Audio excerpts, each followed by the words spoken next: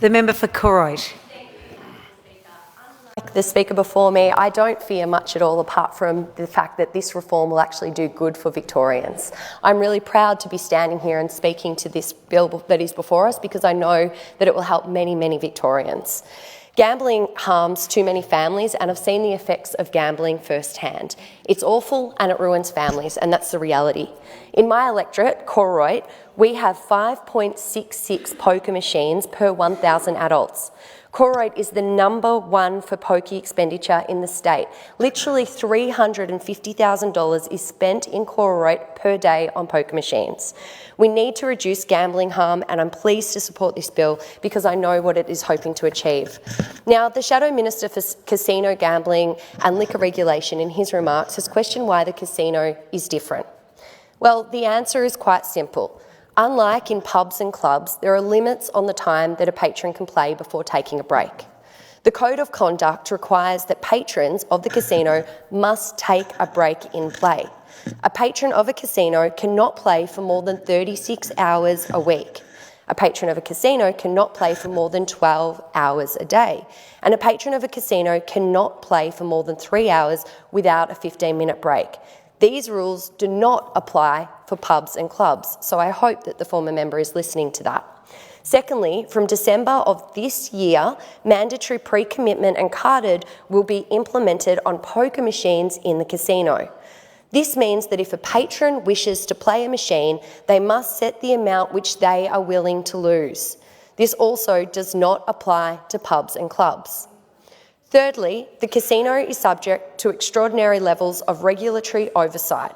The regulator has a dedicated team that focuses just on the casino and is based in the casino. This level of oversight is warranted, but it does not apply to pubs and clubs. We know that ease and convenience of going to another location to gamble causes harm, and that is what this bill will address. I note that the member for Gippsland East spoke about potentially inconveniencing casual gamblers. I can't even fathom that, inconveniencing casual gamblers. It's just something that I can't believe someone would say. To also refer to gamblers as having a little flutter, it ruins people's lives and ruins people's families, and it's something that we, as politicians, need to recognise and try to get change. So I hope that we do have full support for this bill. As I've just alluded to, I believe that gambling reform in Victoria still needs to go much, much further, and it needs to get to the root of the problem. We need serious and permanent measures to stamp out the scourge of problem gambling in our community, and these measures need to be designed in consultation with people with lived experiences of problem gambling and harm reduction advocates. It's estimated that 330,000 Victorians experience harm related to gambling every year. Just last week, the Alliance for Gambling Reform reported that losses to poker machines in Australia have surged to a staggering all-time high of $14.54 billion. Victoria suffered an increase of 12% in losses to pokies, or $3,021,644,869 in losses. That's how much Victorians lost. Australians already lose more to poker machines per capita than any other country in the world. So I wouldn't refer to that as a little flutter, I would refer to that as a major problem. The impact of problem gambling on our communities is devastating.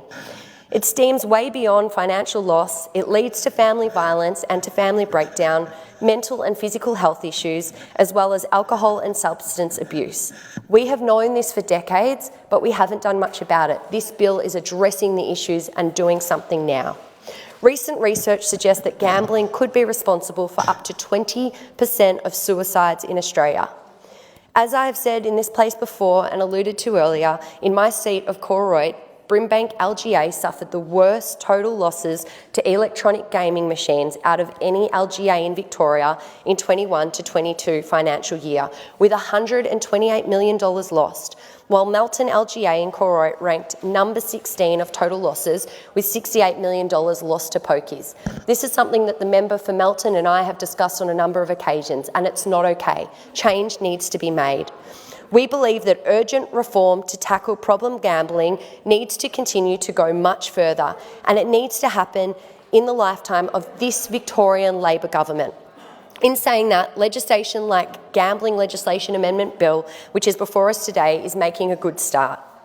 On the 16th of July, the then Andrews Labor government announced Australia's most significant package of gambling reforms, and I want to congratulate Minister Horne for her hard work and the team that were with her. These followed on by the Royal Commission into the Casino Operator and Licence.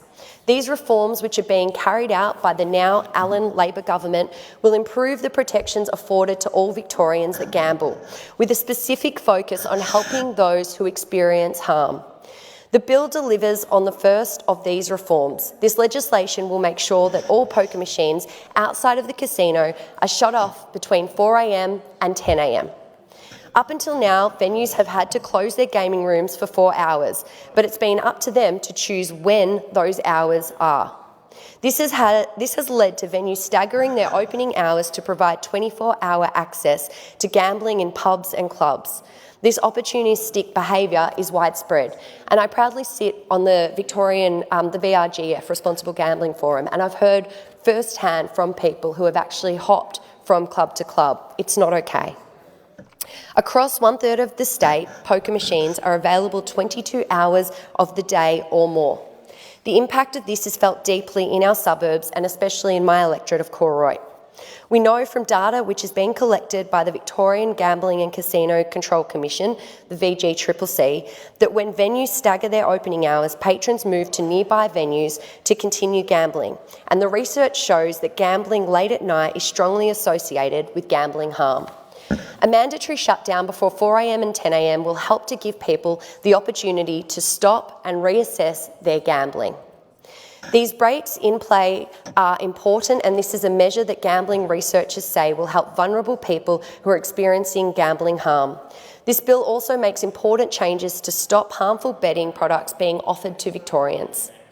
The change will give the VGCCC the power to enforce bans on betting on events that are not in the interest of Victorians, even if these events occur outside of the state or country. We have seen bookmakers offering bets on minors and amateur sports. As was mentioned by the member for Melton earlier, betting on players as young as 15 years of age is simply not okay. Likewise, we also know that bets are also being offered on low-tier amateur sports, which is not only harmful, but also presents a serious integrity risk. Most of these wagering services providers are licensed outside of Victoria, with many of these events also occurring outside of Victoria. This legislative change will ensure betting practices are not in line with community expectations, cannot be offered to Victorians. This bill also makes several changes to improve the implementation of the recommendations of the Royal Commission. The Royal Commission found that Crown Melbourne unsuitable to hold the Melbourne casino licence as it engaged in illegal, dishonest, unethical and exploitative conduct, but that the immediate cancellations of Crown's licence would cause considerable harm to the Victorian economy and innocent third parties. In response, this government put the casino under the management of a special manager and provided for the automatic cancellation of Crown Melbourne's licence. Unless the VGCCC is clearly satisfied, Crown is suitable to continue operating the Melbourne casino after a 2-year period of review. As we move towards the gambling regulator's decision on the suitability of the casino operator, we need to ensure that they have the tools at their disposal if the licence is not returned. This bill is not an indication of the VGCCC's decision. The independent gambling regulator will make this decision by themselves. This bill will, however, ensure that the casino is able to keep operating if the current or a future casino licence is cancelled, suspended or surrendered. Importantly, it includes provisions to allow a casino manager to deal with casino property and provide the manager with access to shared services across the casino complex. Amendments passed in Victoria's last year restricted the payment of cash winnings to a maximum of $1,000 in a 24-hour period. To improve the workings of these reforms, the bill will amend the payment of winnings provisions and definitions so that they commence at the same time as carded players on all games as the casino, including table games. Speaker, Labor is doing all of this for the courageous advocates who have generously shared their experiences of gambling harm and to help our vulnerable communities. I support the bill and I hope everyone does. Thank you.